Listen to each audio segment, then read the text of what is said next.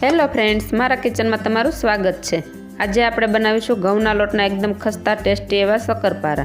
તો એક પણ ચમચી મેંદાનો લોટ વાપર્યા વગર બનાવીશું। તો ચાલો બનાવવાનું શરૂ કરીએ। શક્કરપારા બનાવવા માટે મેં અહીં 500 ગ્રામ ઘઉંનો જે રોટલીનો લોટ હોય તે લીધો છે। એક નાની વાટકી ખાંડ દળેલી લીધી છે।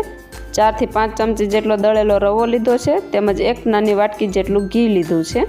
અહીં ખાંડ તમે તમારા સ્વાદ અકોર્ડિંગ ઓછી જાજી લઈ શકો છો। ખાંડની અંદર આપણે પાણી નાખીને ખાંડને મેલ્ટ કરી લઈશું। તમે જો આખી ખાંડ લ્યો તો ગેસ ઉપર ગરમ કરીને ખાંડ મેલ્ટ કરી લેવી। દળેલી ખાંડ પાણીમાં મેલ્ટ જલ્દી થઈ જાય છે, એટલે મેં અહીં દળેલી લીધી છે। હવે આપણે જે દળેલો રવો છે તે એડ કરી દઈશું। રવો એડ કરવાથી અહીં આપણા શક્કરપારા એકદમ ખસ્તા બને છે। લોટમાં ચપટી જેટલું મીઠું એડ કરીશું। મીઠું એડ કરવાથી શક્કરપારાનો ટેસ્ટ ખૂબ જ સરસ આવે છે। હવે આપણે ઘી એડ કરીને લોટને મોણ વ્યવસ્થિત દઈ દઈશું। અહીં તમે અડધું ઘી તેમજ અડધું તેલ યુઝ કરી શકો છો મોણ દેવા માટે। લોટમાં આપણે થોડું થોડું ઘી નાખતા જઈશું અને મોણ દેતા જઈશું।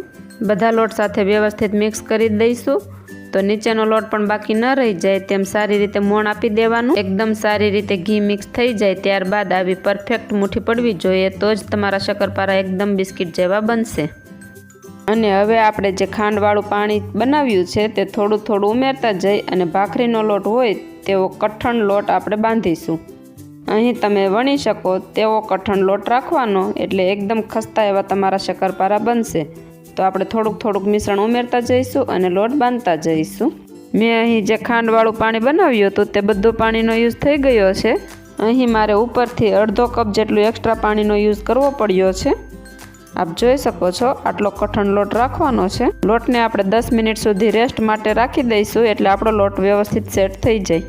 10 મિનિટ બાદ આપ જોઈ શકો છો લોટ આપણો સેટ થઈ ગયો છે। હવે આપણે લોટમાંથી એક મોટો લુવો લઈને તેને હાથની મદદથી આવી રીતે મસળી લઈશું। લોટ કઠણ હોવાથી લુવાને મસળવું ખૂબ જ જરૂરી છે। લુવાને મસળવાથી આપણે જ્યારે રોટલો વણશું ત્યારે ઓછો ફાટશે રોટલો। હાથની મદદથી આવી રીતે મસળાઈ જાય પછી આપણે જે ભાખરી વણીએ તેવો જાડો રોટલો અહીં વણવાનો છે।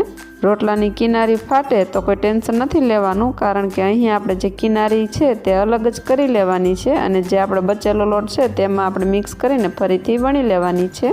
અહીં રોટલો જાડો રાખવાનો છે। જો રોટલો જાડો હશે તો જ શક્કરપારાની અંદર પડ બનશે। રોટલો વણાઈ જાય ત્યારબાદ આપણે ચારે સાઈડ કટ કરી લઈશું, એટલે જે આપણી સાઈડ વધારે પડતી ક્રેક થઈ છે તે ભાગ બધો નીકળી જાય। કિનારી આપણે કાઢી લીધી છે બધી સાઈડથી, અને હવે આપણે એમાંથી નાના નાના ચોરસ શક્કરપારા કાપવાના છીએ। તો તમે જોઈ શકો છો કેટલું જાડું થિકનેસ છે। તો આટલું થિકનેસ તમારે ખસ્તા શક્કરપારા બનાવવા માટે જોઈશે તમને। તો આ રીતે પહેલાં સીધી લાઈન કટ કરી લેશું, પછી આડી લાઈન કટ કરી લઈશું। અહીં જરૂરી નથી તમારે ક્યુબ શેપમાં જ કટ કરવા, તમે ડાયમંડ શેપમાં પણ કટ કરી શકો છો। ખસ્તા શક્કરપારા બનવા માટેની એક નિશાની છે, તમારા શક્કરપારા એકાબીજા માથે ચોંટવા ના જોઈએ। જો શક્કરપારા ચોંટશે તો તમારા શક્કરપારા ખસ્તા નહીં બને।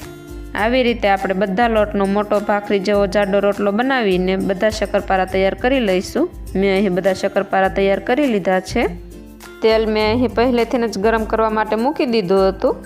અહીં તેલ તમારે મીડિયમ ગરમ કરવાનું છે। ગેસની ફ્લેમ લો કરીને જારાની મદદથી શક્કરપારા તેલમાં સમાય તેટલા એડ કરી દઈશું। અહીં આપણે શક્કરપારાને ધીમી આંચ પર તળવાના છે, તો ગેસની ફ્લેમ લો રાખીશું। 2 મિનિટ જેવું થાય એટલે ચમચીની મદદથી હળવા હાથે આપણે શક્કરપારાની સાઈડને ચેન્જ કરી લઈશું। અહીં શક્કરપારાની થિકનેસ વધારે હોય છે, એટલે આપણે શક્કરપારાને તળતા 7 થી 8 મિનિટ જેવું લાગશે। શક્કરપારાને તળાતા 4 મિનિટ જેવું થાય ત્યારબાદ આપણે ચમચીની મદદથી શક્કરપારાની સાઈડને ફરીથી ચેન્જ કરી લઈશું। અહીં એક વાતનું ધ્યાન રાખવું, શક્કરપારા તેલમાં તળાતા હોય ત્યારે તેને બહુ અડવાનું નહીં। શક્કરપારાને ધીમી આંચ પર તળવાથી શક્કરપારા અંદરથી ખસ્તા બને છે તેમજ બહારથી ગોલ્ડન બ્રાઉન કલરના બને છે। તો આપ જોઈ શકો છો શક્કરપારા આપણા બનીને રેડી છે। તો હવે જારાની મદદથી તેને બહાર કાઢી લઈશું। મારે અહીં શક્કરપારાને તળવા માટે લગભગ 7 થી 8 મિનિટ જેવો ટાઈમ લાગ્યો છે। શક્કરપારાને બહાર કાઢ્યા પછી પણ જારામાં તેને બહુ હલાવવાના નથી। તો આવી રીતે આપણે બધા શક્કરપારાને ધીમી આંચ પર તળી લઈશું। શક્કરપારા ઠંડા થઈ જાય ત્યારબાદ તેને એરટાઇટ કન્ટેનરમાં ભરીને તમે મહિના સુધી ખાઈ શકો છો। તમે પણ આ રેસીપી જરૂરથી એકવાર ટ્રાય કરજો। તો આપ જોઈ શકો છો એકદમ ખસ્તા એવા શક્કરપારા આપણા બનીને રેડી છે। તમને જો આ મારી રેસીપી સારી લાગી હોય તો મારો વિડીયો લાઇક કરજો, શેર કરજો તેમજ હજુ સુધી મારી ચેનલને સબસ્ક્રાઈબ ના કરી હોય તો સબસ્ક્રાઈબ કરજો।